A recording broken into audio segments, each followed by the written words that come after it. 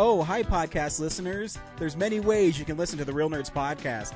You can subscribe on iTunes. You can also subscribe on Stitcher Radio. You want to send us a Twitter message? You can do that. It's so easy, at Real Nerds. Like us on Facebook, Real Nerds Podcast. You can visit our website, realnerdspodcast.com, where there'll be a lot of articles for you to not only read, but to listen to our previous shows. Do you like your stories told through pictures? Then you can also follow us at Real Nerds on Instagram. You can also call us, 720-6nerds5. Thanks for listening and enjoy the show.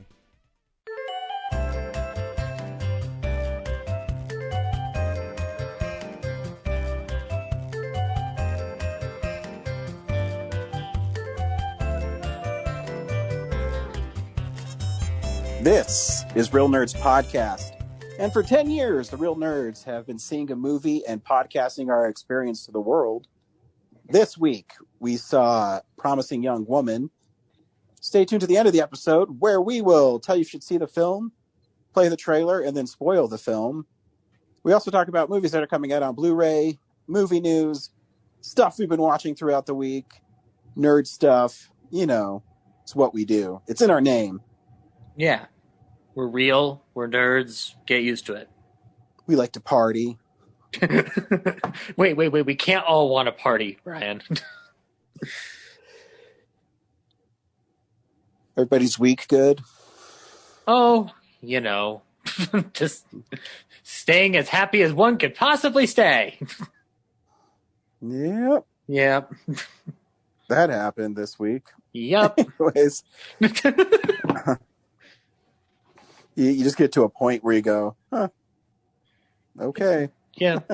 I spent the time trying to process it in my own way by writing a radio script that came off of an idea from Film Club. So the good news is I cranked out 7 pages in a week, which is abnormal for me. So there was a positive out of the week for me. But nice. Yeah. For those who know, we're talking about, terrorists decided to raid the Capitol, incited by the President of the United States. Yep. Which, even though it's 2021, it seems kind of par for course for 2020. This is the extended director's cut of 2020, apparently. Fuck. Isn't it weird that he was impeached not even a year ago? Mm-hmm. And now I don't even know anymore. Yeah. No, it's disappointing to say the absolute least, and terrifying and shocking and horrifying all at once. Yeah. Yeah. Anywho, hopefully we can distract you a little bit from that. Yeah. I finally picked up Smash Brothers, but I haven't even put it in my Switch yet. So, looking to play some video games this week at some point. I've got a question, Ryan, for you, being the gamer that you are. How many characters are there at this point in Smash Brothers? Dude, I don't even know. I know it's over 70. That's insane. I remember when I played the N64, and it was only like I don't remember the exact number, but it was not that many. Yeah. I also remember having to beat a glove. Yeah, it's still there. Hey, Brett, you've had it for a while. This game's like 3 years old. Have you got any of the DL characters? DLC characters? I think I unlocked 2, if that's what you mean. Oh, no, like purchased them to put in the game. Oh, no, I didn't do that. I didn't even know there was more to unlock in the game, because don't you start with 70, or do you not start with all the characters? Oh, you start with way less than that, like a bare minimum of, I think, like, I don't know, 16, 8. Oh, wow.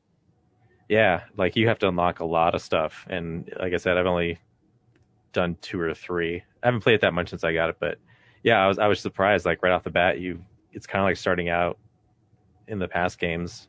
But I think what you're talking about is like Sephiroth and stuff, or Cloud. Yeah. I think those are, I mean, you can either unlock them by playing the game, I think, or you can just straight out buy them. So yeah, that's silly. But yeah, I think after the 16 or 8 that I think you start with, I think there's like 60 or something you can get up to. Yeah, I can't remember the back of the game. I think it was like 70 characters and 100 stages or something. Yeah, there's a lot of stages too. But I wonder how many are variants of just, other characters. I mean, how many Links are there and Marios? And because I remember that was a big one in the early ones. They had, Mario and Metal Mario and things like that. Yeah, I'm sure a lot of them are just the same stage mechanics, but just different skins. Yeah, but that's fine. It's so chaotic, you'll probably never notice. Yeah, that's fine. I always think it's funny, though. Toad has never been a character in the game. Like, you can never pick him to fight. He's always a shield for Peach, but never. Yeah, it's surprised by now. Yeah, they haven't added him. Yeah, it's one of those things that my in-laws and my boss gave me money for Christmas, and I was like, oh, you know what? I haven't got Smash Brothers. I'm going to get it. Toad got his own game. He gets to track treasure. Yeah. He does, and it's pretty great. But you don't realize how much freaking memory those little cards have. I was reading a blog online, and they said that you could fit every single N64 game into one game card for the Nintendo Switch. Yeah. It's crazy. I have, I think, 20-something modern games right now. Mm-hmm. And all my saves have I've only filled up I'm maxed to a 64 gig card. So, wow. They even have a 400 gig card out there, which I'll never fill up. So yeah, I think the lifespan of my Switch 64, maybe 128 is the most I'll use. So you've used all the memory that's actually on the Switch. You have an S card now? Oh, no. I keep as much as I can, I keep the Switch itself, the space on there off, because the more you use up, the more less space system resources has to use that space. So if you get it close to maxed out, you'll I think it'll start hurting the Switch operations. So I just save all the games onto a separate card on there. Gotcha. And that's the 64 I've maxed out now. Gotcha. Yeah.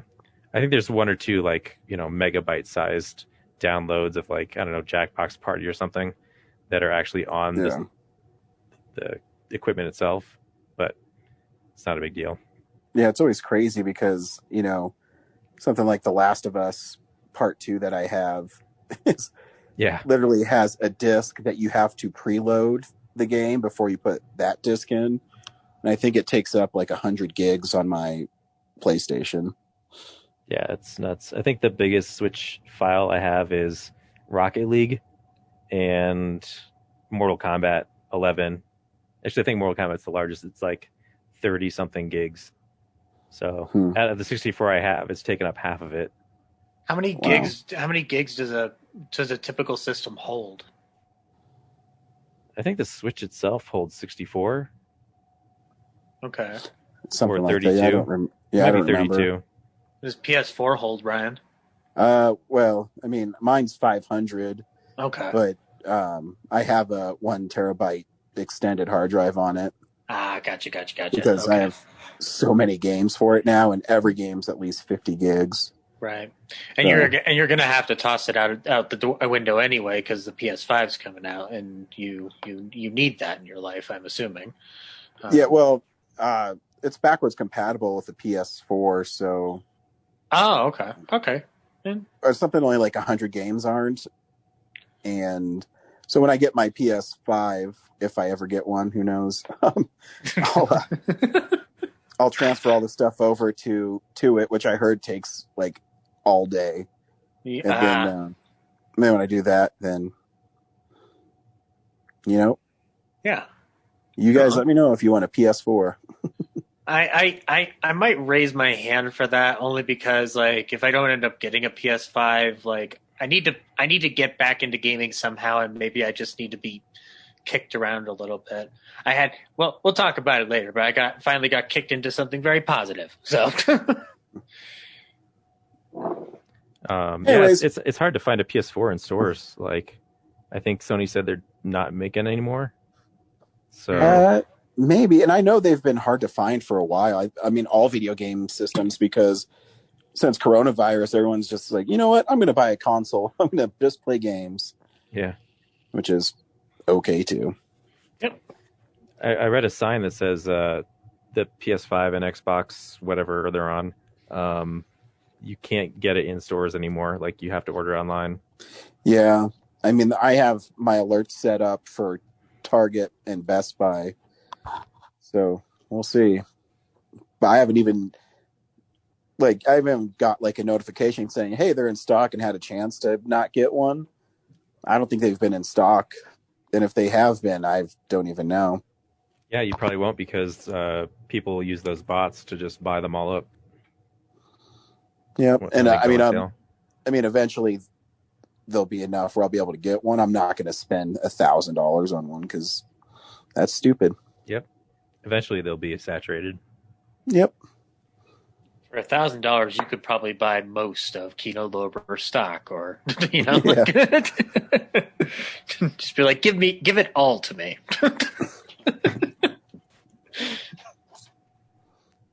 Anyways, I guess we can't go around town, so that'll just be our, hey, we play video games too segment. Except for Zach. He doesn't play. Yeah.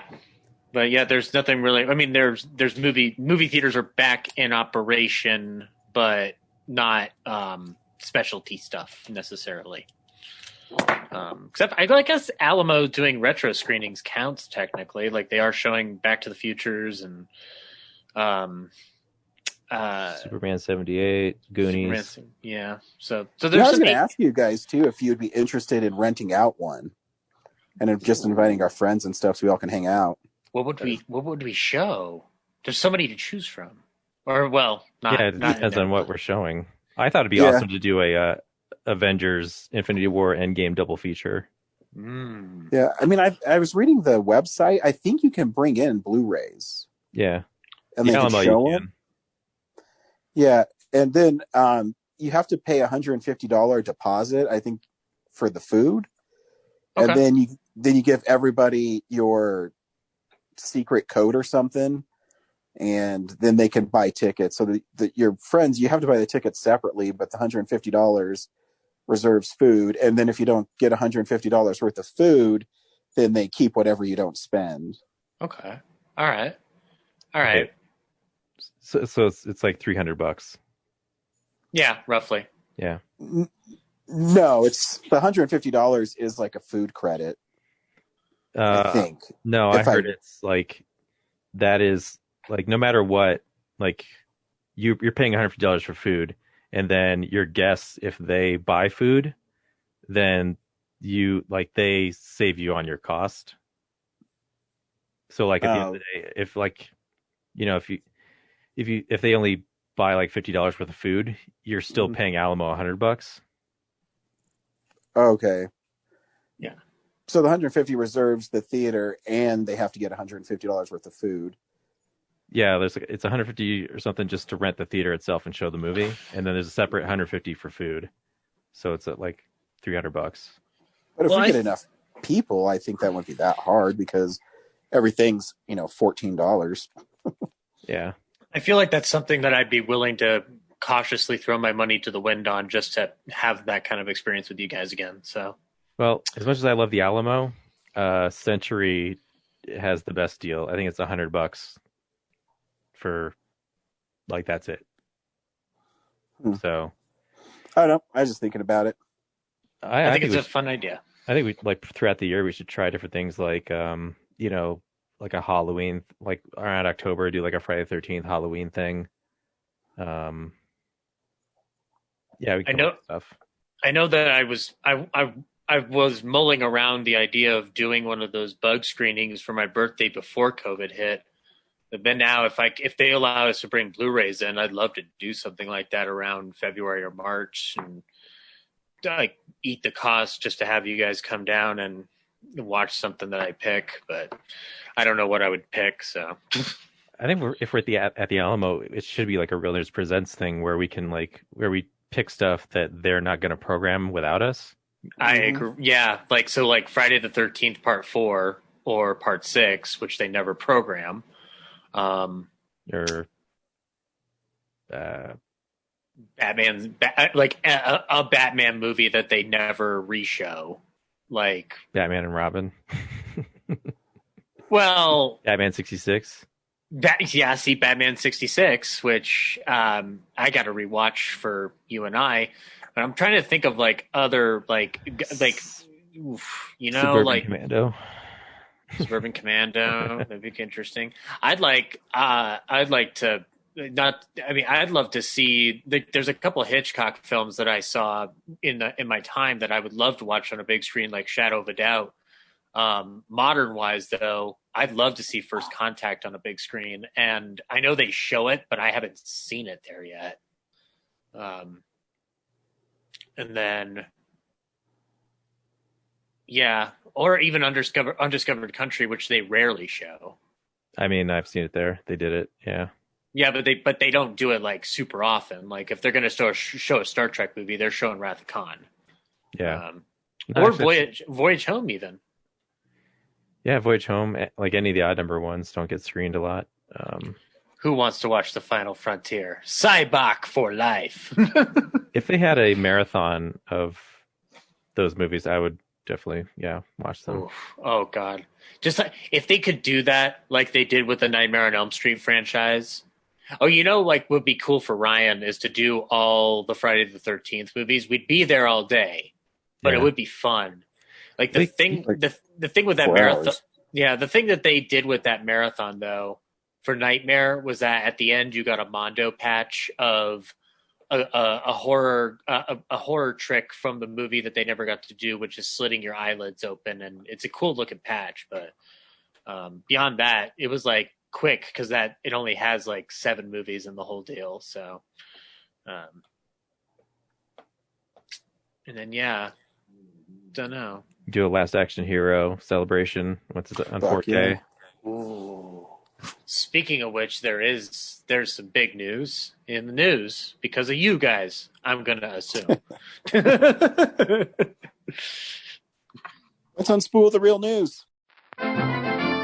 It's real news. I'm going to start with the greatest news of the week, which is Digital Bits released a bunch of lineup things that are going to be released on 4K, and amongst them is the Last Action Hero 4K. It did not mention the Real Nerds podcast, so clearly Digital Bits has something against us, but we know that we are the ones who successfully campaigned for that, and I should be specifically saying Ryan and Brad are the ones who specifically got the Last Action Hero 4K to the people of this great land. So I congratulate you two from afar. We did it, guys. You did it. You did it. We affected real change in this world. Yes. Yep. Yeah. Well, I mean, the real change would be if they put special features on it. Yeah. Well, there's already a commentary available online at realnerdspodcast.com, which has all the information and appreciation for this movie that you need on the Blu-ray 4K disc. So, yeah, I know. I was thinking, do they release usually 4Ks though? They do add features or something. I don't remember many 4Ks that are just featureless. You know what I mean? Well, they started off featureless, but then they started gaining it. The first time I saw it was on the Black Klansman one because I was like, oh, the special features are on here now. Okay, and then I mean, just like even if they put a Blu-ray with it, they usually just don't. I mean, I would take even if they just did a new scan and updated the look of it, would be something. Right. Oh, you're talking about like would they like just do a movie only version of it? Yeah. I don't know. I mean, if there are special features available now, they might try to stick them in as long as they already have the rights to show interviews and mention people, blah blah blah, legalese. Like then, yeah, they should be able to do some features on it. But if not, I would hope that they actually transfer the movie correctly. So, but here's hoping. Yeah, I don't know. I mean, they'd have to obviously upgrade the scan of it for it because it's going to be on 4K. unless they want to put a really shitty one out. And I don't know, it might be because they're also releasing Snatch and a couple other Columbia pictures. So I wonder if they're going to do a Columbia Volume 2.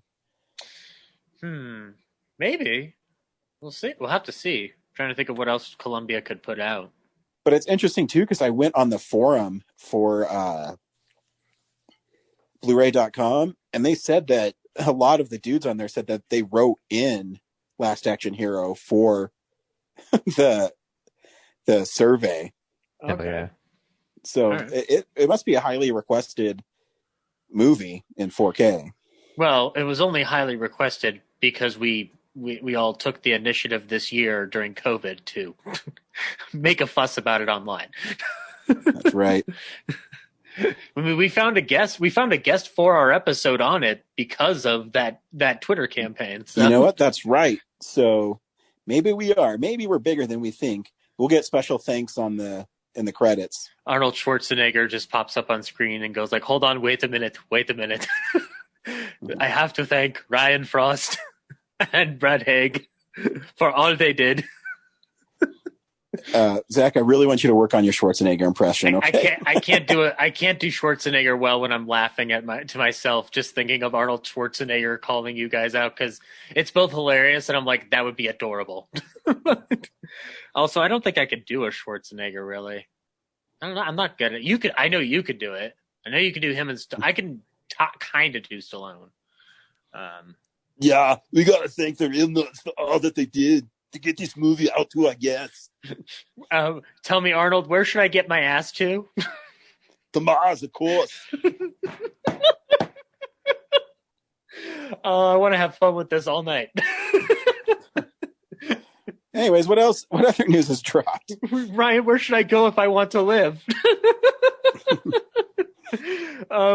Okay, there is some other news. So as we all know, Dexter is getting revived because they had to correct what they did wrong the last time. And the main villain will be Clancy Brown. And my response to that is, good, that should have happened years ago.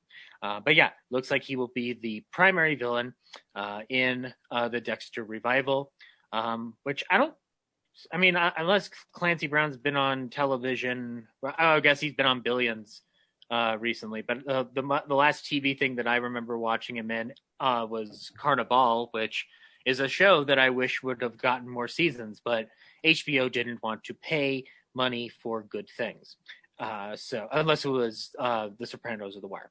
So anyway, this month, YouTube will be providing a bunch of Universal Monster movies for free. So you will be able to get, starting on January 15th, Dracula and the Mummy. And then January 16th, you'll get Frankenstein and the Bride of Frankenstein. And then on January 17th, you will get The Invisible Man, The Wolf Man, and Abbott and Costello Meet Frankenstein. Each of the titles will be available to view for free on YouTube for 1 week. So yeah, if you've never seen a Universal Monster movie, now you have no excuses. So yeah.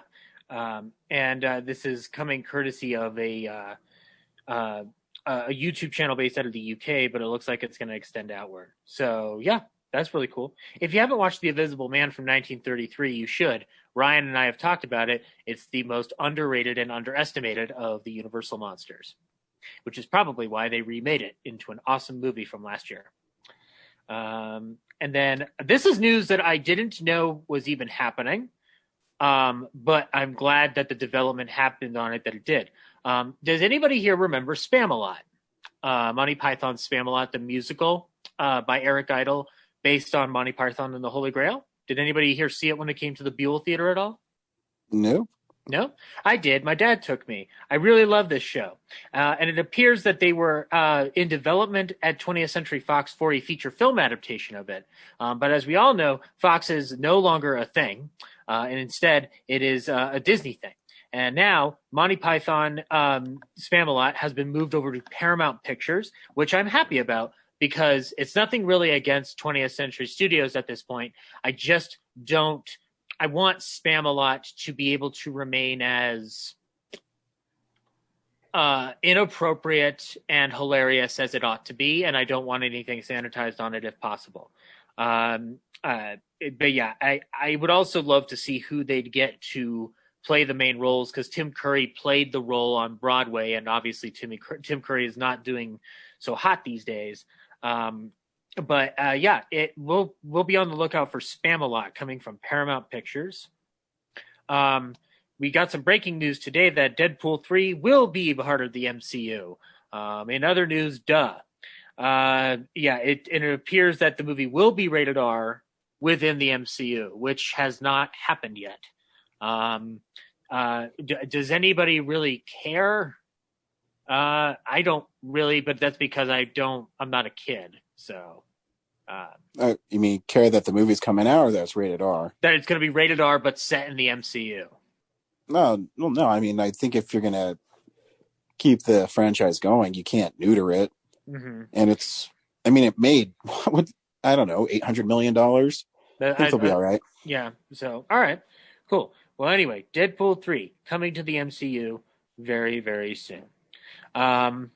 I think this is news that we'll all care about in some form or fashion, because we're all Nick at Night children and probably saw I Love Lucy in some form or fashion in those Nick at Night days. But there's going to be there's a bunch of biopics running around regarding Lucille Ball. One has Cate Blanchett in it, but now it looks like Nicole Kidman and Javier Bardem are in talks to play Lucy and Desi in an Aaron Sorkin directed film. The film is called Being the Ricardos. And yeah, I'm curious about how that would look. I like this casting, though, oddly enough. I don't know necessarily about Nicole Kidman, but I could see her changing her demeanor and I could see her acting in that part just fine. But Javier Bardem as Desi Arnaz, I wouldn't have called 1,000 miles away, but I want to see that now. And Desi Arnaz has a very interesting story beyond just I Love Lucy. He's got a whole entire history, like from coming over from Cuba and being a band leader and being very popular before I Love Lucy even happened. And then we did get some more things pushed back. Morbius with Jared Leto has been pushed back to October, which I guess seems appropriate, because Venom, the last dark Marvel Sony thing that came out, was an October thing. So maybe it'll end up doing very well, especially if theaters are opened again at that point. Yeah, I was reading the article on Variety, and right now they're thinking that Black Widow might move, or it might be the first big movie. They might move the movies out of April, and Black Widow will stay, because, surprise, even though we have a vaccine, it's not being distributed fast enough. Mm-hmm. Yeah, and obviously here's hoping that changes. There's another delay or push into a different platform. Joe Wright's new film, The Woman in the Window, or Rear Window 2, The Other Rear Window, will be coming to Netflix now, sometime at the beginning of this year. I've only seen a trailer for the film, and it did not really pique my interest, because I've seen different versions of this story. I don't know what this one's going to do to change anything or make me feel. And no one can top Disturbia with Shia LaBeouf. So, well, that is the cream of the crop, Brian. That is the only way you could remake Rear Window, is if you got somebody just as bumbling as James Stewart can be. And the answer was, of course, Shia LaBeouf at the time. That would not be my answer now, because Shia LaBeouf is, he's got his own issues right now. Anyway, we did have a death this week. Michael Apted, the director of Coal Miner's Daughter and The World Is Not Enough, passed away at the age of 79. He was also very well known for a series of documentaries he did called 7 Up, where he followed a group of children starting at the age of 7, and then he would update it every so often. So he would follow it up with 21 Up, 28 Up, 35 Up, 42 Up. He got all the way up to 63 Up, which came out back in 2019. And he also did Gorillas in the Mist and Nell. And he would do at least one of the Chronicles of Narnia movies. But yeah, a hell of a legacy. Like he did a lot of like studio work. It seems that he could also keep doing those documentaries, which I want to check out these the Up series. That sounds interesting. And then yeah, unless I missed anything, that's news. No, I don't think so. No, I think apart from that, everything's just been watching everything be on fire. Yeah. Blu-rays have come out, and we're going to talk about them. DVD releases and Blu-rays. Okay, so we did a film explosion last week, which if you're listening to this and you haven't listened to the film explosion yet, why are you doing that? You should listen to the film explosion first. But there are some Blu-rays that came out last week that are more interesting than the ones that have come out this week, so I'm going to kind of combo both. First off, on 4K and Blu-ray, you can get Love and Monsters with Dylan O'Brien, which I have no idea what this is, but okay, it looks like Dylan O'Brien's hunting monsters, and he's in love. So if you want to check out Love and Monsters, you may do that. Criterion Collection is putting out 3 films by Louis Buñuel, the abstract filmmaker who made some very interesting films in the 70s. You can check those out. You've got Savage Streets from 1984 from Code Red.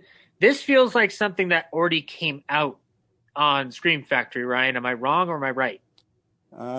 You're wrong. It has been released.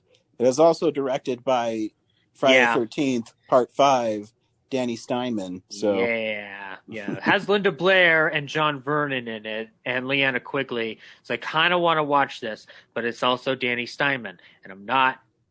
He gives a great interview. I just don't like the movie he made in the Friday series. It's nothing against really the man. I heard it's a fun movie. I read a review about it on Blu-ray. Maybe we could watch it and do a commentary on it, right? Sure. And then something that I'm definitely going to be picking up is The Man Who Would Be King, which has been released on Blu-ray before, but now it is coming back via Warner Archive. This is John Huston's 1975 film starring Sean Connery, Michael Caine, and Christopher Plummer. So if you want to I am the last king. Is that in it? If you I fucking wish. He's not the last king. He's the man who would be king, Ryan. I would be the king. But yeah, that movie is interesting in Huston's career because right before he went to direct it, he was starring in that Orson Welles film that ended up getting released by Netflix 2 years ago. And he was plastered the entirety of it all. I don't know what this is, Ryan. You may have more info on this than I do. Scorpion Releasing is putting out Tintorera Tiger Shark. Nope. First I've ever heard of it. No, here's the plot. 2 shark hunters flirt with an attractive British lady while hunting down a large tiger shark terrorizing the Mexican East Coast. It sounds like they took everything and put it in a blender. And I'm curious. I don't know what the woman being British has to do with anything. But Tiger Shark catches my attention. And then The Train with Burt Lancaster from 1964 is coming out to Blu-ray. Kino Classics is putting out Ingagi, the greatest movie hoax. An expedition enters an area of the Congo jungle to investigate reports of a gorilla worshipping tribe, and after many dangerous adventures, they come upon the tribe they sought, only to watch as a virgin is sacrificed to a huge gorilla who takes her away. Where have I heard this plot before, Ryan? This sounds like King Kong. But anyway, if you want to check out Ingagi, you can, I suppose. And then from 1963, Gregory Peck and Tony Curtis in Captain Newman, M.D., also features Angie Dickinson and Bobby Darin. So yeah, Kino Lorber's got that for you if you would like it. Magnet is putting out 12-Hour Shift. Kino Lorber is putting out Rough Night in Jericho. And from this week, the ones that are coming out this particular week, you can get a reissue of The Freshman, starring Marlon Brando and Matthew Broderick. I'm going to be a freshman. I could have been a freshman. Could have gotten into sophomore year. Crossroads from 1986. Buried Alive from 1990. Kino Lorber's putting that out. It's a Frank Darabont film. I guess it's a TV movie with Jennifer Jason Leigh. And then Blind Fury, which is Rutger Hauer. And I've heard a podcast about this film, but I've never seen the film. Blinded and left to die in Vietnam, Nick Parker has been missing in action for more than 2 decades. Finally home, he sets out to find and forgive his old army buddy. So yeah, Rutger Hauer, the late Rutger Hauer, always a good time. The cover art is hilarious. He has like a sword or something. Yeah, but he's wearing sunglasses because he's blind, I think. Anyway, it looks like everybody's trying to get at him, but he's got a sword, so they're like, well, no, stay away. And then Criterion's putting out Minding the Gap, the documentary from 2018 about skateboarding by Bing Liu. So if you want to check out, if you haven't checked that out on Hulu yet, you can get a physical copy. There's a Kirk Cameron movie coming up, and I'm not mentioning that shit. And then 1981's Just Before Dawn, coming out from Code Red. Code Red's really cranking them out this week. 5 campers arrive in the mountains to examine some property they have bought, but are warned by the forest ranger Roy McLean that a huge machete-wielding maniac has been terrorizing the area. Okay, that's just the plot of a Friday the 13th movie. But I kind of want to see it because the cover is really cool, Ryan. It's a jagged knife, and then inside the knife is a woman screaming. And then there's this shadow extended of all these people in the forest going, what's that? What's that just before the dawn? And then there is a Blu-ray collection, Laurel or Hardy. Early solo films of Stan Laurel and Oliver Hardy coming from Flicker Alley. So this is basically the films that they did before they became Laurel and Hardy, or Stan and Ollie, as the film Stan and Ollie has labeled them. And then something called Lupin the Third. I don't know what that is. And then the last notable thing is The Devil's Wedding Night from Code Red. It's the 1800s, and a man has found a ring of the Nibelungen, which holds great power, and it's at Castle Dracula. His twin, a gambler, asks if vampires frighten him, and he shows him an Egyptian man. This plot's all over the place. I just need to buy The Devil's Wedding Night and find out what the hell this is. And that's Blu-rays. Fun. Yeah. We watch movies and stuff throughout the week and what we've been watching. So, this is the stuff we've been watching. Brad, I'm going to start with you. You've been really quiet. Are you doing all right? Yeah, I got a headache and I'm trying to find this email. It's in your mailbox. Oh, right. Okay, that makes sense. Did you even think to look there? Come on. Yeah. Is it an email for Real Nerds? No, it's for the 48. Ah, gotcha. I feel like a crazy person because I swear I even posted about it last year because of COVID. They said, hey, if you don't cancel, we'll give you a credit for 2021. And obviously I took up that offer and now I can't find the email that proves that happened. The Facebook post exists where I bragged about it. Yeah. Gosh, I watched so much stuff, guys. So much stuff. I was trying to get hung up on too much of anything, so we're not here all night. Let's see. I'll start with I watched Life Force. That's a rough watch. Is it though? Is it? Yes, it is. I checked out halfway through. What lost you? All the British melodrama. Like not even Patrick Stewart overacting could. But you were only disappointed because there were only 1 lights and not 4 lights. Yeah, it's just the movies. They find some space vampires, and then one of them runs around nude for like half an hour, and then the rest of it is just going to places they suspect that she was, and then yeah, they're always just barely missing her. Yeah, they barely miss her, and then they just interact with like 2 other groups of people, and then the movie ends. I had fun rewatching it in October. I think Ryan. Yeah, I always liked that movie. Yeah, I think Ryan's the one who got me into it because he's just like, yeah, it's just an alien chick running around naked. I'm like, interesting. Let's see where this goes. Yeah. I also watched U.S. Marshals again. Nice. Yeah, Robert Downey Jr. is probably the most sinister bad guy of all time. Yeah, he he's yeah.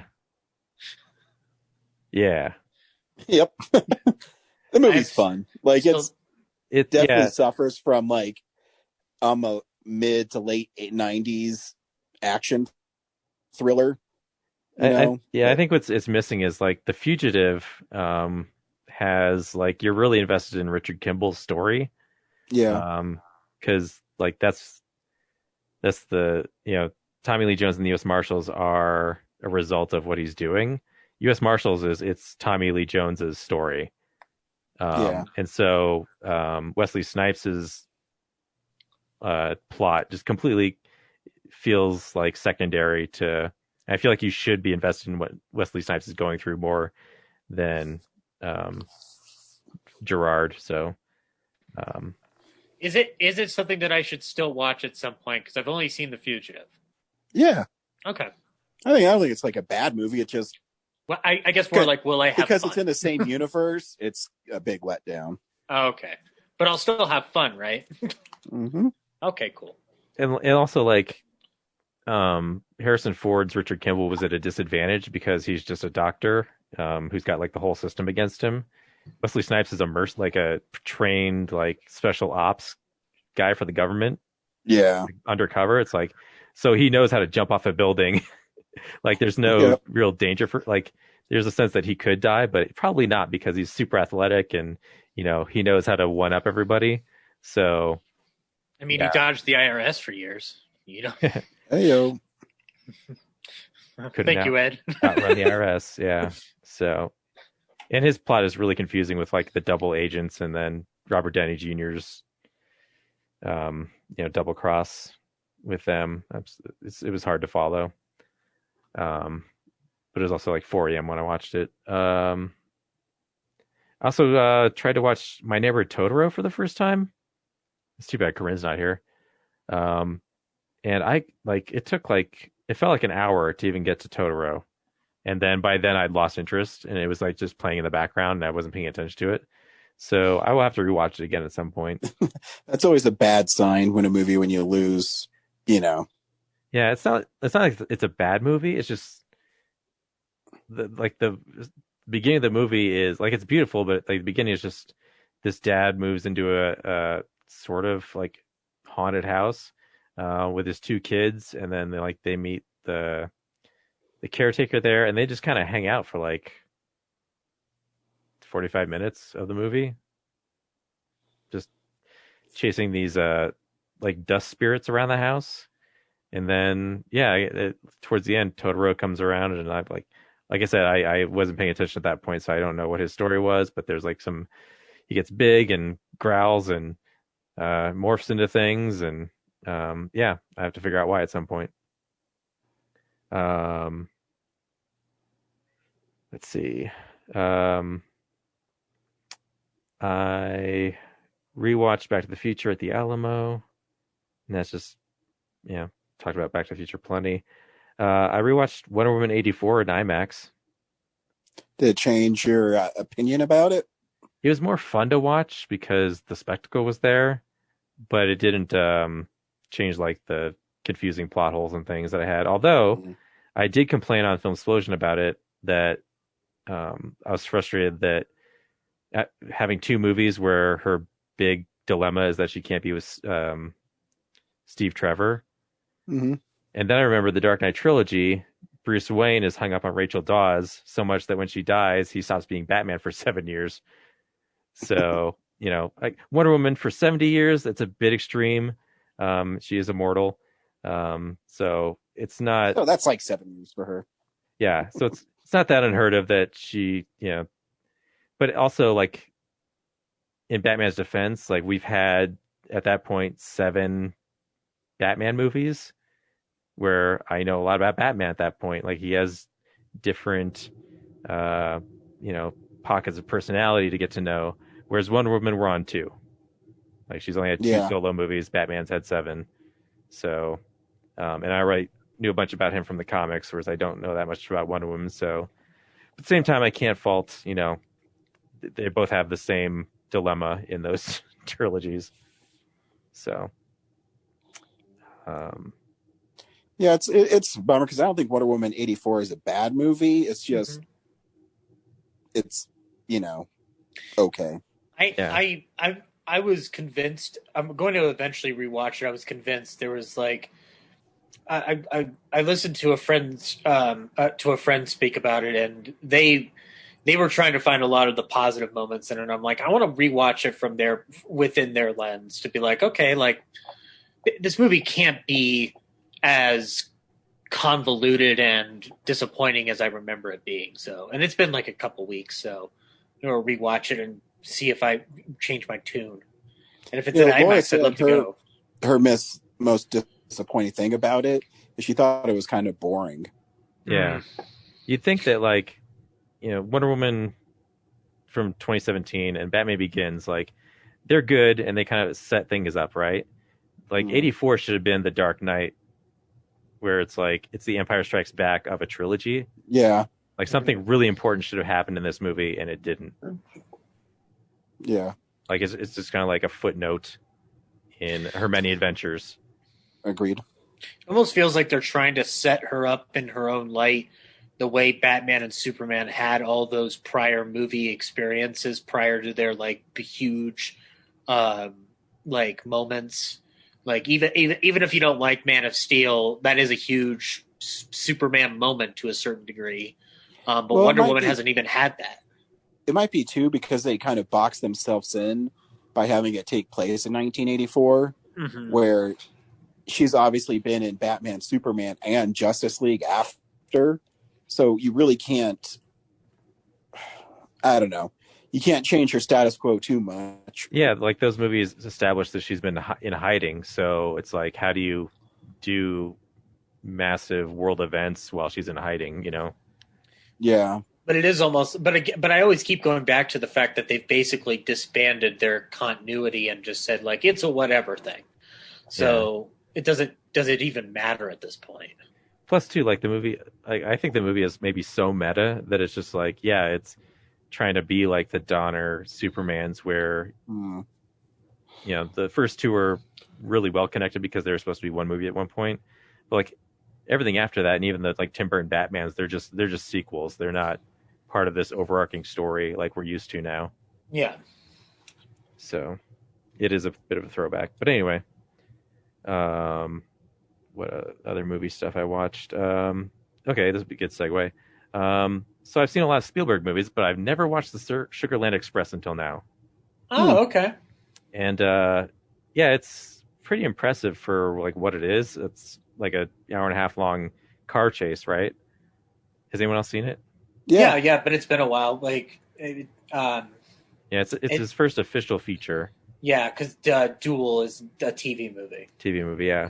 Which I have seen Duel, but yeah, I never got around to seeing Sugarland Express. And yeah, it's kind of just a charming, like, road movie where this couple, the wife breaks her husband out of prison so that they can go get custody of their kid again, and it goes awry really quickly because they're not the brightest couple of individuals. So basically, they have the police chasing them for the whole trip, and they kind of start and stop between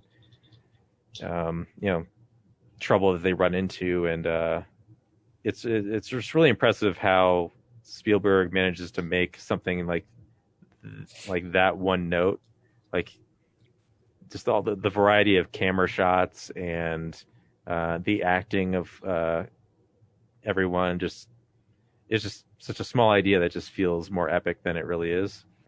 So, do you think Spielberg could ever do something that tiny again? I think he did with The Terminal. Yeah, I guess so. I think Bridge of Spies isn't that epic. It's not. That's true. It's not. It's pretty small. I mean, it's got scale, but it's a different type of scale.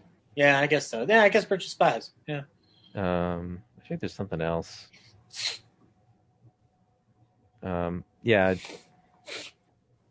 Yeah, I think Bridge of Spies is probably the smallest things he's done recently.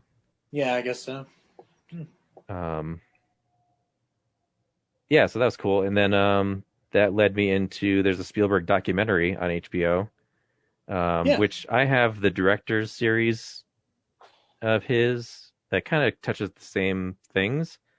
But this time around in this one, they have more like other directors come in and talk about him, like interviews with like other people, whereas the director's series kind of has just him and some other like George Lucas, really close people.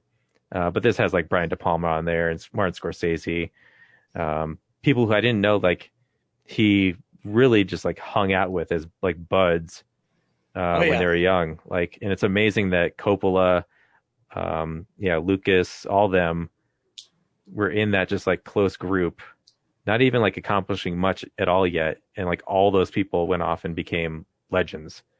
Yeah, no, Coppola and Lucas were part of Coppola's American Zoetrope, which went bust after Lucas's THX 1138.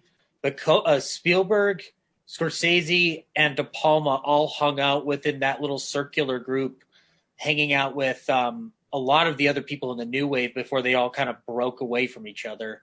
And I know De Palma and Scorsese stayed in touch. But De Palma and Spielberg were in the same room with Lucas watching the first cut of Star Wars. Yeah. And De Palma said it was trash. Yeah. And Spielberg was the only one who was just like, George, it's going to be great. Yeah, De Palma is responsible for the title crawl. He's like, you need to give these people backstory on what the hell this silly movie is. So, Spielberg's the only one who believed in it. Yeah. That's why when you have Scorsese winning his Oscar, you have Spielberg, Lucas, and Coppola up on the stage giving him that award, because apart from Lucas, but all of them were that tight together.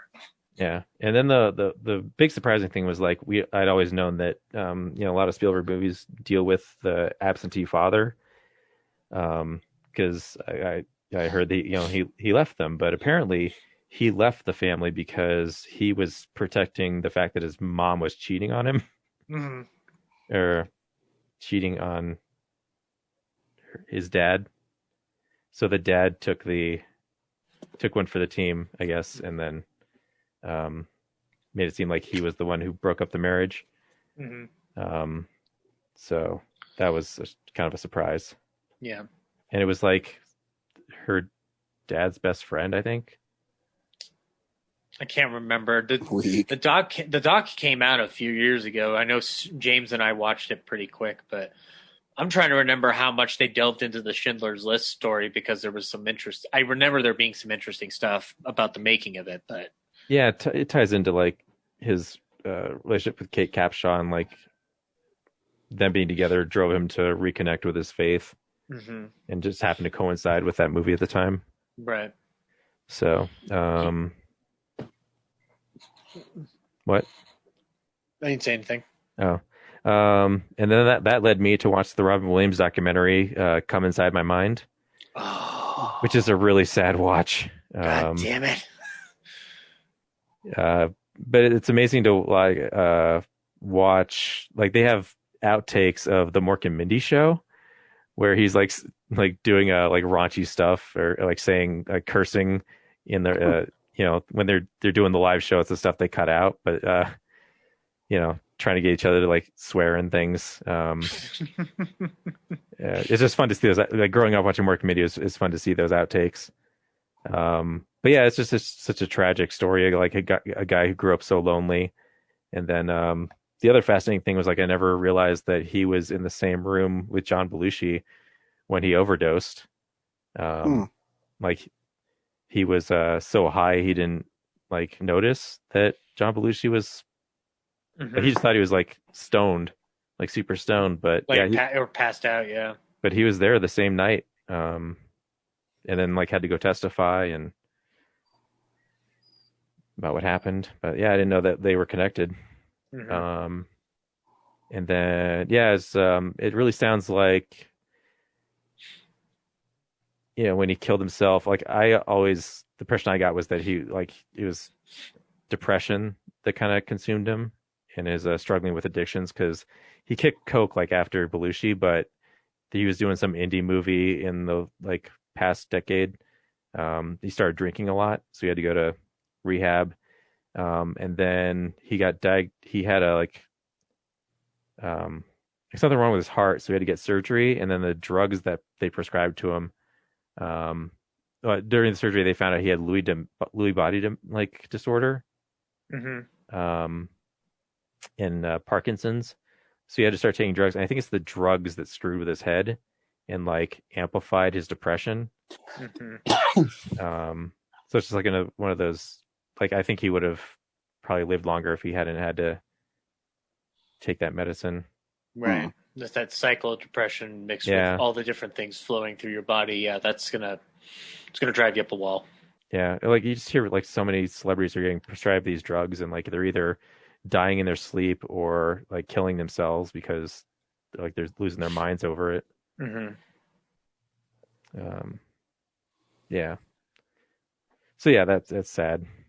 And then find something happy. Yeah, like so there's a lot of good TV shows out there, and so I watched Silicon Valley, all 6 seasons, and I think it really kicks into gear in season 2. But amazingly, like there are only like 8 to 10 episodes each season, and I swear, like every episode between season, like 40 episodes are just the lead character Richard creates some revolutionary tech thing, screws it up by succumbing to his own pride, and then they have to merge with a different company to save their asses, and then that merger gets like double crossed, and they find some other thing to save their asses 40 times. Like every episode, I swear, is that dynamic with a ton of funny stuff in between. So yeah, that's fun. So our Harley Quinn season 2 was great. I'm still laughing about how King Shark ate his brother. But it's just funny how like out there and like willing it is its willingness to make fun of the DC universe. Yep. Yeah. You know, like how I love Bane too, where he's so pathetic. Yeah, he's like a middle manager for everything. Yep. And like this season, the Joker forgets he's the Joker, and he like lives a suburban life, and actually falls in love with the person that he didn't realize he was like in a relationship with the whole time. Yeah, and then like the whole time Harley Quinn realizes that she's really in love with Poison Ivy. Yeah, just like really, really good stuff. Yeah, and even Darkseid shows up, and he's like, it's sort of like not that terrifying, I guess. Yeah. Like he's just kind of like a CEO like type boss mentality of just like, I'll let you kill all these people. Yeah. It's a really fun show. Yeah, and it's coming on Blu-ray, so I'm glad I waited. I know. Yeah. They're doing a season 3 though, right? Yeah, I think they okayed it, and now I think they're writing scripts. I mean, it's probably going to be a year or so before it shows up. Yeah, well, I have to keep going because it's a ton of fun. What's the other show I watched? Oh yeah, the last thing was Aqua Teen Hunger Force. A bunch of the later episodes I can't get on DVD or on HBO Max, so I burned through those. Nice. And yeah, they're just fun and crazy, and I miss those guys. Yep. And then the last thing I watched, which was really good, was Cobra Kai season 3, which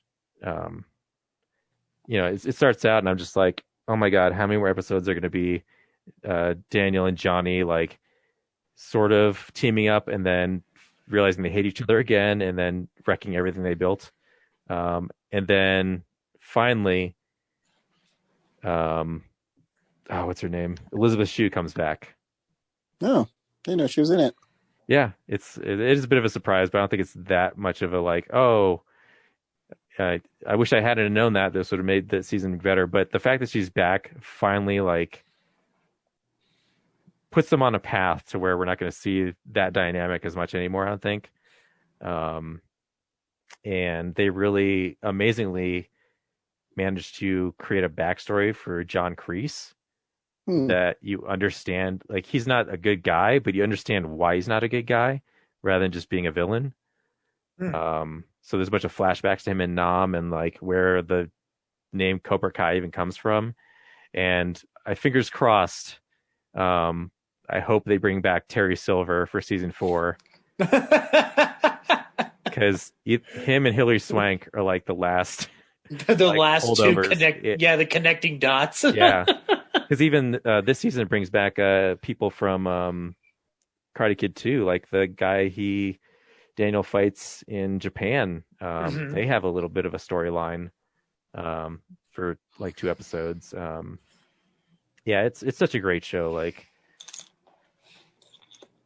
just the way they blur the lines of like, you know, villainy and heroics, and like they've got their thing, and then their kids have their own set of storylines. And you know, from last season, Miguel, you know, broke his back, and so what Johnny goes through to rehabilitate him and get him back on his feet.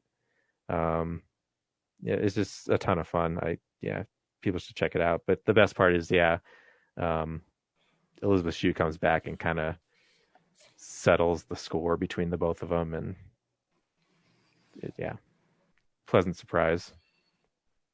Yeah, they hinted she was coming back in the last season, so I'm glad they did. They actually got her. Sweet. Nice. Guess she's not too busy on The Boys since you know, her character got her eyes burned out. And that's all I watched. Zach? All right. I've watched some stuff since we last all spoke. I rewatched Arsenic and Old Lace with Cary Grant. Classic. Directed by Frank Capra. I have not watched this film in a long ass time. Like, it would have been picking up at the library in high school. And so watching it, especially going through Capra's films as an adult now, I appreciate this film even more because it is that rare form of watching Capra play in the macabre.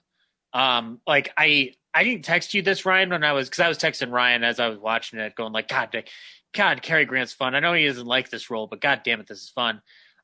It felt like a Tim Burton movie at times. I know we talked about the Coen brothers being good choices for a remake, and I still agree with that. But there was a Burton aesthetic to it where I'm like, this is something that he could have feasibly remade at this point. I don't think it would have been any good, but I could see it being in his wheelhouse. But if you don't know the story, Cary Grant plays a guy who belongs to a crazy family.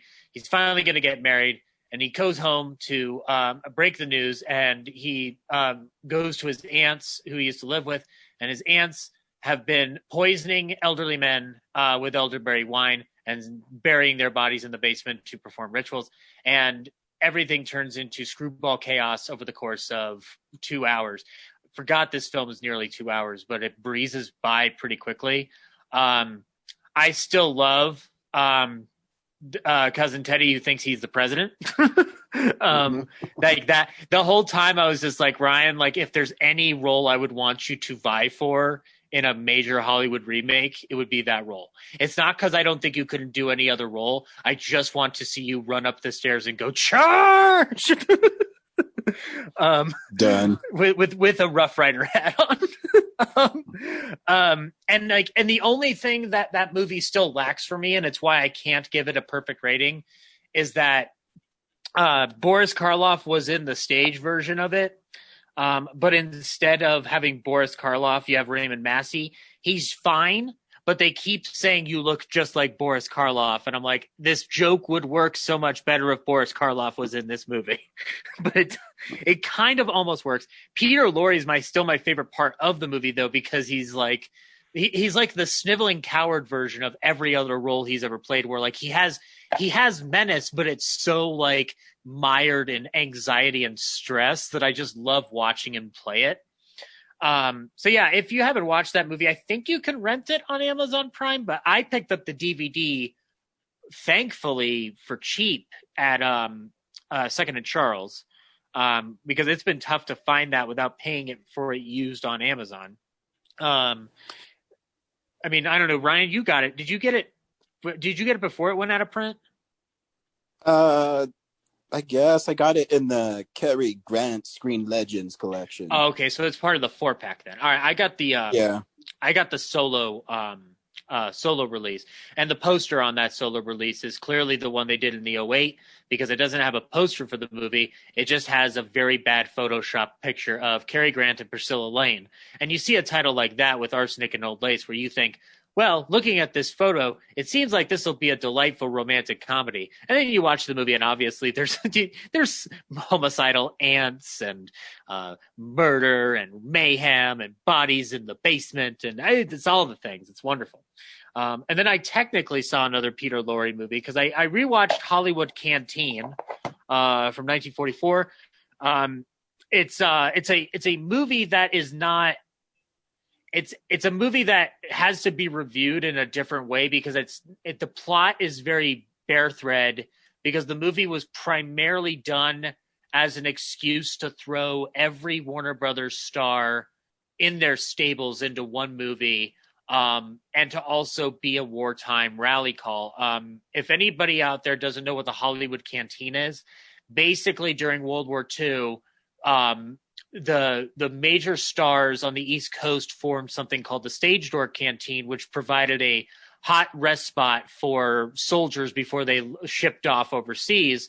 And so Betty Davis and John Garfield did the West Coast equivalent of it, called the Hollywood Canteen, where they got the cooperation of all the guilds and whatnot to build this canteen restaurant and dance hall where soldiers who were about to ship off could go have a night where they would get served food by the stars, get to dance with the stars, get to meet their idols before they headed off to war. And the movie basically follows the plot of a man who comes for leave from the army before he has to ship out again, and all he wants is a kiss from Joan Leslie. And then what it ends up turning into is him falling in love with Joan Leslie. But throughout the whole movie, you get to meet every star in Warner Brothers stable at the time. Part of the reason I was rewatching it is because Jack Benny is in the movie for about 5 minutes playing his violin. But the best moment of the movie isn't even Jack. There's a wonderful moment where amongst the stars we meet, Sidney Greenstreet and Peter Lorre are in the movie. And Ryan, I think you'll appreciate this. A soldier is getting a little too fresh with one of the Andrews sisters. And Sidney Greenstreet goes up to this soldier and he goes, "Excuse me, young man, this seems incredibly rude what you're doing." And the soldier starts getting freaked out because he recognizes it's Sidney Greenstreet and you don't fuck with Sidney Greenstreet. And then as he's getting even more intimidated, Sidney Greenstreet just says, "Oh, Peter," and Peter Lorre turns around and you just suddenly have two of the creepiest villains of the Warner Brothers era at that time staring down this far from noble soldier. And they scare the shit out of him. He just runs away, and they don't even lift a fucking finger. It's a wonderful scene. But yeah, it's a variety act movie for the most part, but I think there's a lot of charm in it still. There's still a lot of great sequences in it, like Joey Brown when singing his big number. So if you have a way to get a copy of it, I recommend it. I got it as part of a Homefront wartime pack that has "This Is the Army" and "Thank Your Lucky Stars" in it as well, which I have to go through "This Is the Army" again because the only thing I remember about it is that Ronald Reagan's in the movie, and that's the part where I'm going to kind of shrug my shoulders the most. And then I saw a movie called Night Nurse. It's a pre-code movie from 1931, stars Barbara Stanwyck, a.k.a. Ryan's new crush. And in this movie, Ryan, so this is really young Barbara Stanwyck.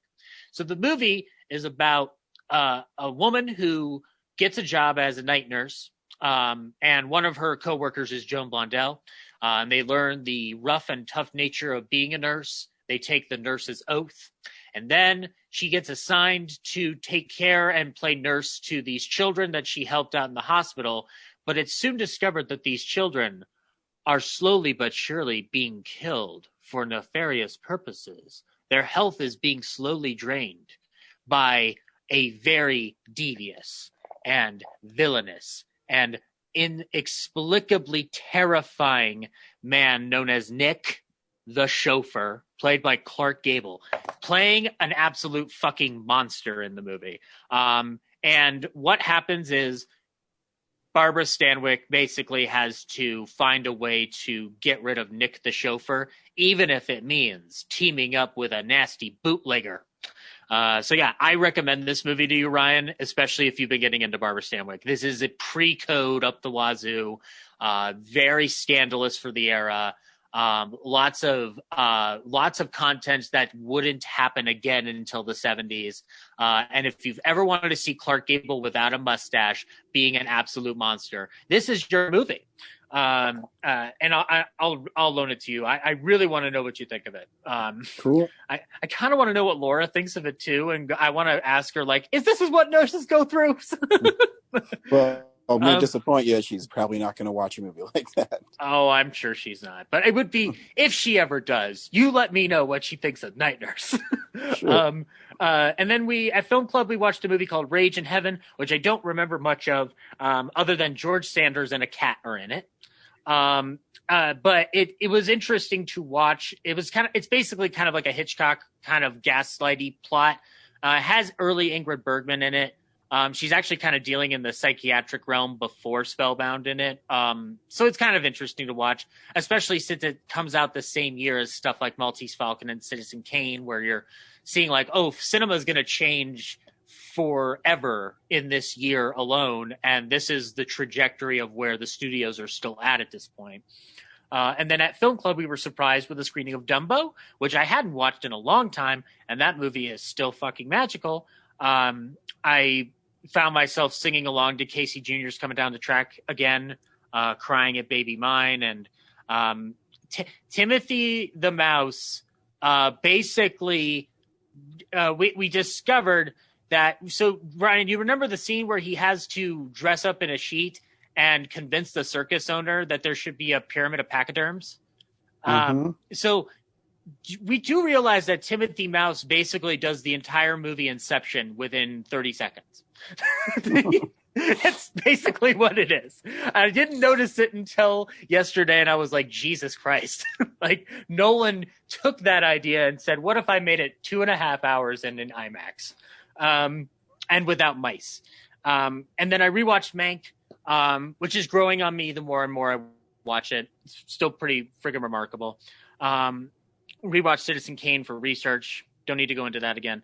And then the last thing is that before we recorded today, I finally did it, guys. I sat down and watched your space show because now I am a watcher of The Mandalorian, at least 4 episodes of it thus far.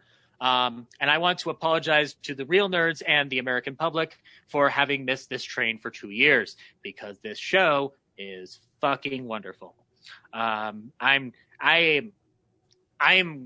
I was like put back into like the mode I was when Force Awakens came out, where I was like, holy shit, it's Star Wars stuff. I'm back in it. I'm back in the game here. I'm having fun with it.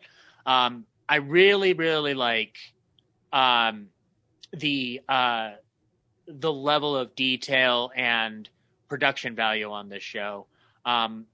It's kind of weird because I've had a lot of things about The Mandalorian spoiled for me, or production stuff revealed. Because Corinne tweets about it as soon as it happens. Well, yeah. Now, the good news is I have a short memory for story stuff, because obviously I don't know which characters from where in Star Wars anymore. This is what happens when you drink alcohol for years, kids. You'll forget stuff very easily. But I do remember somebody talking about like that whole background in Mandalorian. Like, it's like that's a CGI like backdrop. Like, it's like this new technology that they're using to create real life environment backgrounds, and it's all on a soundstage. I was like blown away by what I saw on the screen. I think that Werner Herzog delivering Star Wars dialogue is the thing I needed in my life 2 years ago that I wish I had, put into my life. Because he fits in that world in a way that I didn't think he ever would. Nick Nolte's really cool in it. Baby Yoda is a great thing. I already know his real name, but I haven't gotten to that point yet. So right now he's still Baby Yoda. And right now, the only thing that I want is for Baby Yoda to put on a backward cap, sunglasses, and drive the Mandalorian ship. Let him drive that fucking ship, please. I want Baby Yoda to drive the ship. That's all I want. But yeah, it's a lot of fun. I'm already halfway through the first season, it sounds like, so I'll be able to get finished up before next episode. So I'll be all caught up. You guys were right. I was wrong to miss this. And that's all I watched this week. That just be your Twitter handle. Yeah, I'm sorry I missed it. Real nerds are right. Zach is wrong. I didn't realize until I got back onto Twitter that you could apparently make your name super long. I was like, when did that shit happen? But yeah, also I'm maybe I need to read more into the extended universe or whatever is in canon now. But Carla Gugino's character, I've only watched her first appearance thus far, but I was trying to figure out who the hell she is. So I'm assuming I'll learn more about her as the series goes on. I don't think you're using that name right. Carla Gugino's character? Yeah. Well, the actress is Carla Gugino. No, I don't look that one. Or no, what? Not Carla Gugino. Fuck. What's her name? Gennaro? I don't fucking the gal from Haywire. Gina Carano. Gia Carano. Okay, whatever. Gia Carano. I have no idea who her character is supposed to be. They only reveal that she was part of the rebel army, but she defected. I didn't really understand the dialogue on it, but anyway, I had fun with it. And also, I want Mandalorian dollars, like those little Mandalorian bricks that they melt into to make their armor. I would like a Mando dollar, please. That's not dollars. That's Beskar armor. I understand that, but it's the payment, so I'm calling it Mando dollars. So then that way, since it's a space western, we could have an episode titled "A Fistful of Mando Dollars" or "For a Few Mando Dollars More." Wouldn't you just push together and just be man dollars? Yeah, the same that's letters. True. Mandalorian. Make it even worse. But yeah, no. It's like Beskar armor should be Beskar armor. Yeah, this is the way, Brad. This is the way. And yeah. That's all I watched this week, guys. Yeah, I watched a couple things. Hey, you can't take my catchphrase.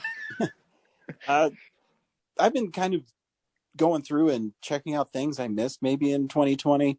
But before I get to that, I check it out with Dr. Steve Brule is on HBO Max, and I forgot how much I love that show. If you don't know what it is, it's a show with John C. Reilly, basically in the Tim and Eric universe, where he plays this really stupid doctor and he says things wrong. So instead of pizza, he says pizza. And my wife didn't think it was funny when I told her that. I said, "Hey, honey, do you want my Prenus?" She didn't think it was funny. She was watching the show with me and she thought it was funny that I was laughing at how stupid the show is because it's stupid. But it's funny. If you haven't seen it, I'm not going to describe it because I'm just going to ruin the jokes. But it's basically that. He goes around town, meets people. Tim and Eric play a married couple in it. And they keep on... the wife tries to let Dr. Steve Brule have sex with her and touch her boobs and stuff. And then the husband gets jealous. And it's a long-running joke throughout the series, which took place over like 10 or 12 years. There's only like 20 episodes, but it took 12 years to make them. But yeah, it's pretty stupid and funny. I haven't heard of it, but I guess the best way to sell it to people would be like, if you know what Tim and Eric is, you're already on board. Oh yeah, the humor is really bizarre. I'll have to check it out now. You should check it out with Dr. Steve Brule. The first day movie theaters were, I guess the second or third day they were open. I took Kellen to see Monster Hunter by Academy Award winning director Paul W.S. Anderson. What Oscar? I'm just kidding. It's based on a very popular Capcom game that I've never played, and in it, Mila Jovovich is some army lady looking for her army friends that have disappeared. And while she's looking for them, a lightning storm happens and takes them to a different world that has monsters in it. And a basement? That are it's like it's weird. I watched Tremors and a couple weeks ago, and this one also the monster burrows underground. And I saw another movie where monsters burrow underground this week, but more on that later. But anyways, it's like a sand world, and the story doesn't make too much sense. Basically, she gets sucked to a different world and fights monsters, and it's just one big action set to another. It looks cool. Like, it's better than I thought it would be. Kellen liked it because it's a bunch of monsters, and yep, Mila Jovovich is just fighting them, and Ron Perlman's in it. Ooh, I want to watch now. Is it? Does it have the same level of fun that Deep Rising's supposed to have? Because I still have yet to see that, but like, it sounds similar to that. Like, I don't think it's horrible. I mean, it's better than I thought it was going to be. I mean, the monsters and special effects look really great. But, you know, like a lot of Paul W.S. Anderson movies, they look really cool, but the story is just like whatever. Just, the execution's off. Yeah, but at least it's not like Resident Evil Final Chapter where it's a cut every half second when the action's on screen. So we are saved from that. It's like he learned a lesson. But yeah, it's all right. But it was a fun time to go back to the movies, and Kellen liked it because he likes monster movies. I watched a movie called Snatchers, which got a lot of play at Fantastic Fest, and it was supposed to come out during the pandemic, obviously, and then it was just dumped on Blu-ray by Warner Brothers. And it's about this girl, a teenage girl, who sleeps with her boyfriend and gets pregnant and then gives birth to a monster a day later because of something he did when he was in Mexico. And yeah, it's really gory.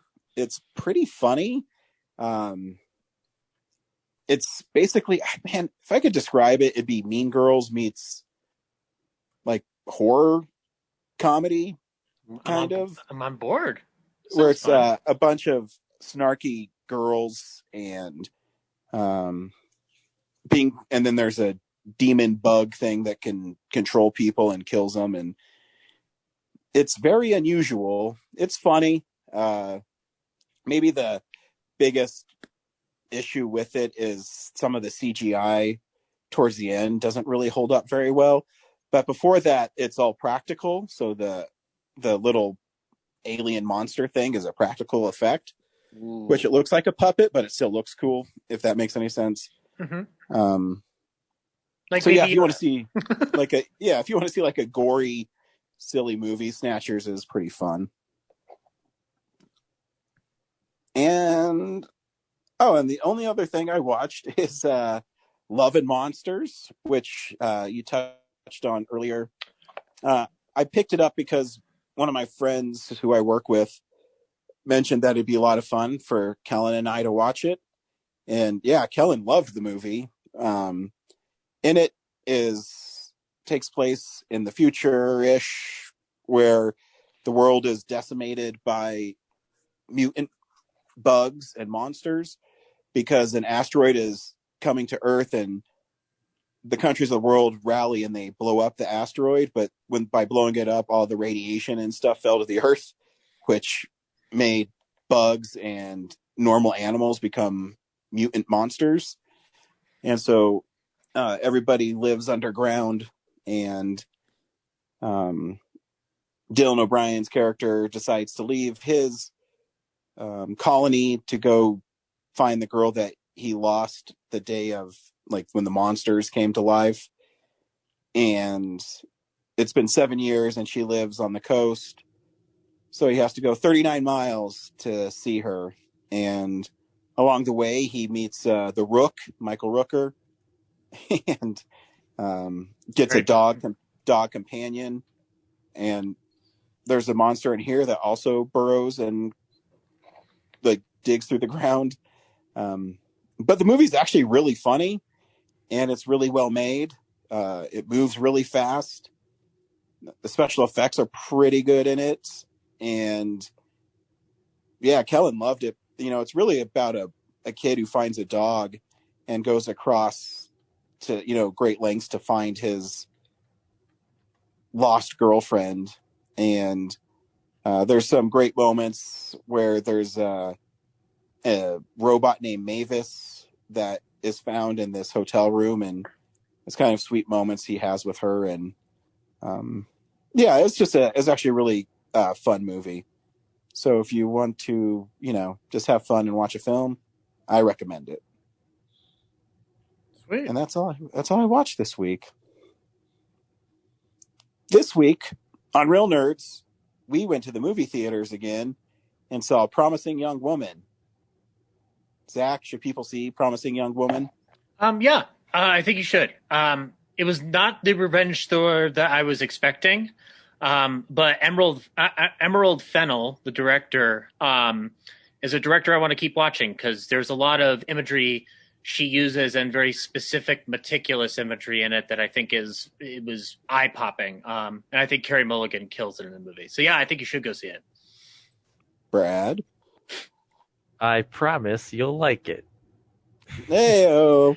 Yeah, no, it's Zach's right. It's not the slashery revenge thriller that I expected, but I'm really impressed with what it isn't, you know. So I was a little confused by the end, but I talked to someone else and they cleared it up for me. So yeah, it's a pretty entertaining watch. Yeah, I loved this movie. It's pretty awesome because you're right. You expect it the way it's sold as a slasher kind of movie, and it's not. And you, as a dude watching it, I felt kind of like a piece of shit. Absolutely. Yeah. I felt like garbage. Not that I ever did anything that the dudes in this did, but still it's the way it's presented to you it's a film I think guys should watch. I'm embarrassed on behalf of guys that right? These guys like this exist. Yep. And are allowed to perpetrate. Right. Yeah. Here's the trailer for Promising Young Woman. My assistant tells me that you're interested in resuming med school. I left under unusual circumstances. Huh. You remember the accusations made against Alexander Monroe? I don't. He took a girl back to his room. You know, we get accusations like this all the time. So it's a he said, she said situation. What would you have me do? Ruin a young man's life?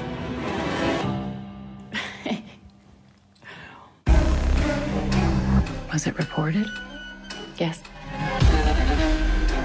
Do you know who she spoke to? You.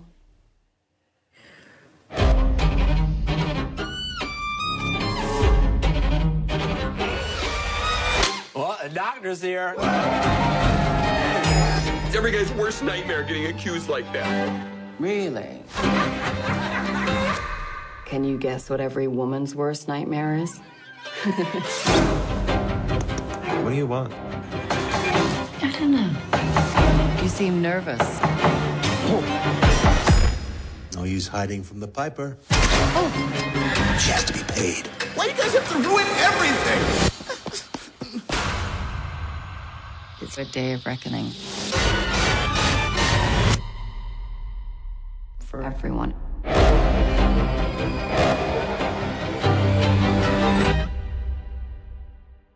Promising Young Woman is a story about a young woman who goes to clubs or bars and pretends to be drunk and incapacitated and goes home with guys, and just as they're about to have sex with her, she puts them on the spot. The movie, I thought she was going to kill him. You know what I mean?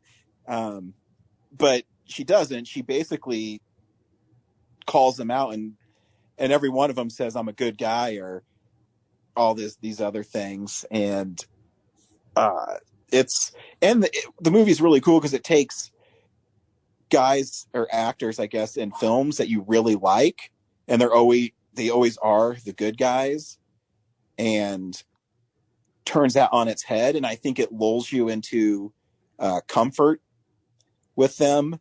And even Bo Burnham's character, who you really like, his reveal, the reveal wasn't shocking to me, but his reaction to it was. Yeah. And her reaction is just heartbreaking. Like, you feel for her so much. Yeah, because anyways, so in it, she doesn't want to date this doctor who went to school with her, because she dropped out of school after her friend was gang raped at a party, and she was, I guess I wasn't clear, she also got taken advantage of, right? No, I think it was just her friend killed herself over it, and so she resents that. Okay. Or she left to take care of her friend, and then her friend killed herself or something, right? Yeah. Yeah. Okay. So she made it her life mission to go out to bars and find guys to teach them a lesson, basically. And then when Bo Burnham's character, Ryan, who's a pediatric surgeon, comes in, I know, what a dick. He's funny, he's charming, he doesn't push her, and it's really fascinating to watch how it unravels, because it goes into this kind of romantic comedy 3/4 of the way through the film, where they're dancing in the pharmacy, and you think that it makes you let your guard down, because you think, oh, you know what, she's done this and she feels bad after she ran into him at the club, and this is how she learns her lesson to love again. But it wasn't that at all. Not all guys are as bad as she makes them out to be. Yeah. But no. So yeah, so anyways, she finds out that her spoilers, her new boyfriend was part of the gang rape, or basically part of laughing and clapping on their classmate while she was being raped. He was there, and he didn't do anything to stop it. Yeah. And what's really heartbreaking about that moment too is she also changes too towards him, where she's saying, I know what you did, basically, and I'm never going to forgive you. And his last line to her is something pretty mean. It's like, you fucking psycho, or something, or you fucking dropout. Yeah. And it immediately changes who he is in the movie. Yeah. The way that I think you're probably the only other one in the room here who would have noticed this, Ryan, but the way that Emerald Fennell plays with the Night of the Hunter in this movie. Oh yeah, big time. I'm the dum-dum. I'll sit off to the side while you guys talk. Well, good. We'll talk about black and white movies without you, Brad. No, Brad, actually, you'd like Night of the Hunter. But I don't understand movies. I'm sorry. I feel bad now. But obviously they showed the clip, but they played the audio cue of the little sister in Night of the Hunter singing as they're in the boat after she sees the video. And it's going through as she's basically walking through the woods outside of the house that she's at. And it is very, very crushing as that transition. Because when I first walked out of the film, my only frustration with it was the third act, the way it kicks into the third act. But then I thought of that moment. I'm like, no, that's how we transition out back into the revenge movie that we were sold on with the trailer. So in that sense, that's why I need to bump up my rating on Letterboxd. It's interesting too, because as I was thinking about the movie too, and the character of Cassie, is I had a feeling that maybe she started seeing Ryan at the beginning because that was her plan all along, and then she kind of put it on the back burner when she started being happy, and then when she got the video, then it kind of kicked it back into gear. I don't know. That's how I think it. That makes sense. Yeah, that makes sense. That makes sense. I was just saying more like the visual or the audio cue for me was them playing that song from Night of the Hunter. Like now, I'm reading into it in a different way than like if I've never seen Night of the Hunter, that still works for me because it's breaking that illusion that she had of her time with Ryan. But I'll tell you that the ending, like the twist at the very, very end, I was not expecting. Like I was not, I couldn't have called that a mile away. Like that was a very innovative ending. I guess Ryan's point too, like she does, like before they get deep into the relationship, she is back at the club when he finds her, like she's preying on that one dude, and like he catches her in the parking lot. Yeah, I always forget his name, but he's awesome in Veep. Yeah, but that makes sense that she was, up to that point probably just because she also had that like Facebook page where she was trying to figure out where it was at. Yeah. But yeah, it's a really I mean, I loved this movie because, like I said, it lulls you into this complacency when they start having their, romantic comedy moments. And plus too, I like in place of the slasher stuff, like the way she gets her target to like basically admit to what they've done. Yeah. Like the school dean or whatever, like, oh yeah, she pretends that she kidnapped her daughter. Yeah. Yeah, she does it in a scary way where she actually doesn't like physically hurt anybody, but what she does to Allison Brie, you know what I mean? Oh yeah, is really freaking brutal. Like sets her up to be in that position, and yeah. It's at a certain point in the film, I had to settle into like it's a psychological thriller. It's not the typical revenge thriller that the trailer is cut to make it as such. And so once I settled into the psychological terror element of it, then that's when the movie started really working for me. But I mean, like again, it was one of those things like going in, like you had one frame of mind going in, and then it shifts that completely. And Alfred Molina is really good in it too. His scene is fascinating. I was just going to mention that I think the script was so good because you have so many great actors in it, and all the parts are not that big except for Carey Mulligan's. It's very much an ensemble piece.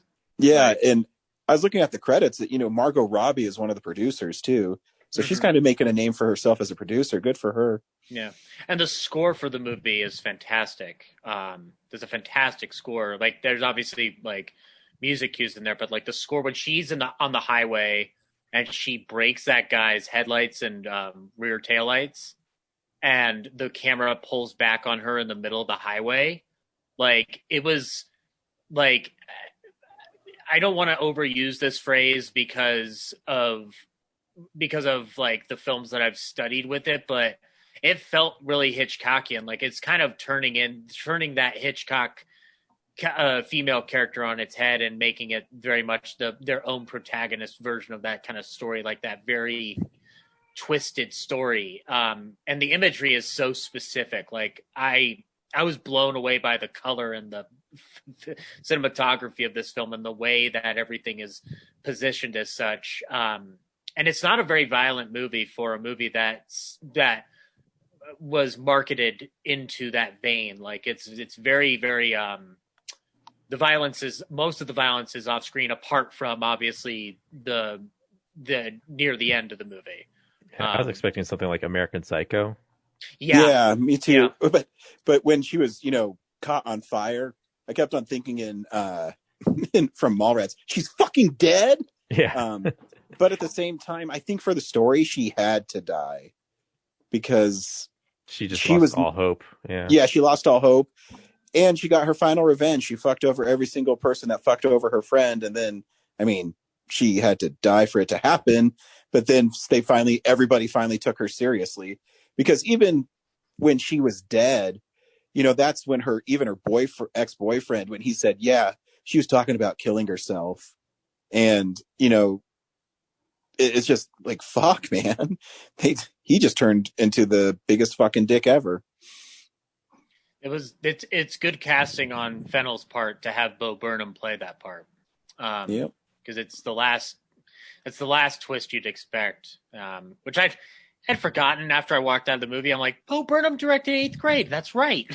It's just like thinking about how Bo Burnham's been slowly creeping into different aspects of pop culture that I've been consuming one moment at a time.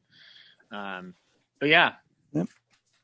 Yeah, it's very. I don't know if Fennel's done any other work, but if she has, I'd like to see it.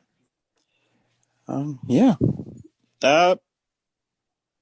Next week on Real Nerds, I was hoping we could do news of the world. That's what I figured we were. Because the only other thing is Liam Neeson has a new movie coming out, but I'd rather see the Tom Hanks Western. Yeah, no. Liam Neeson lost my trust. He has to earn it back. Make another Lego movie or something. I don't fucking know. But God damn it, Honest Thief. I'm just going to listen to that episode again and just embrace the hate. Yeah, no, news of the world. Tom Hanks in a Western. I dig it. Has he ever done a Western before? I don't think so. Ooh, new territory. Hey, uncharted territory in the Old West. I like it. Yes. Yeah. Yeah. What do we want to do? What do we want to do after that? I'm curious. I don't want to. I think the week after that's One Night in Miami. Oh, ooh, I'm down. All right, sweet. Cool. Until next week.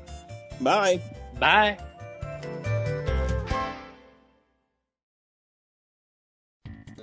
Thank you for listening to this episode of Real Nerds Podcast. Real Nerds Podcast is a production of Nebulous Visions Multimedia. Thank you to Sparks Mandrill and Plan 9 Studios for our kick-ass theme song. Also, if you're in the Denver area and you're looking for a cool place to see movies, we see them at the Alamo Draft House in Littleton and now also in Sloan's Lake. Thank you to Colorado Coins, Cards, and Comics for supplying us with all our comic needs, especially you, Andrew. You know who you are. And a big shout out to James's mom. I'm giving you an electronic hug that you can feel through the airwaves. Thanks for listening, and have a nice day.